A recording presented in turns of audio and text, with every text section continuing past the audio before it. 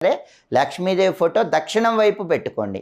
ఆ తల్లి ఉత్తరం వైపు చూస్తూ ఉండాలి. ఆ తల్లి చూపు ఉత్తరం వైపు పడాలి. అప్పుడు డబ్బుకి ఎలాంటి లోటు ఉండదు.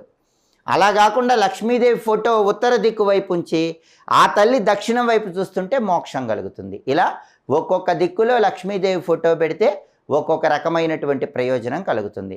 అలాగే ఎప్పుడైనా సరే లక్ష్మీదేవి ఫోటో ఈశాన్యంలో ఏర్పాటు చేసుకున్నట్లయితే, అంటే తూర్పు ఉత్తరం ఈ రెండు కలిసినటువంటి ప్రాంతాన్ని ఈశాన్యం అంటారు. లక్ష్మీదేవి ఫోటో ఈశాన్యం వైపు ఏర్పాటు చేస్తే లక్ష్మీదేవి చూపు నైరుతి దిక్కు వైపు పడుతుంది. లక్ష్మీదేవి చూపు నైరుతి దిక్కు వైపు పడ్డప్పుడు ఇంటి యజమాని మాటకు గౌరవం ఎక్కువగా ఉంటుంది. ఇంట్లో యజమాని ఏం చెప్తే సభ్యులందరూ అదే మాట వింటారు. ఇంట్లో కుటుంబంలో గొడవలు ఎక్కువగా ఉన్నాయని భావించేవాళ్ళు అందరూ కూడా ఇంటి పెద్ద చెప్పిన మాట వినాలంటే లక్ష్మీదేవి ఫోటో ఈశాన్యం వైపు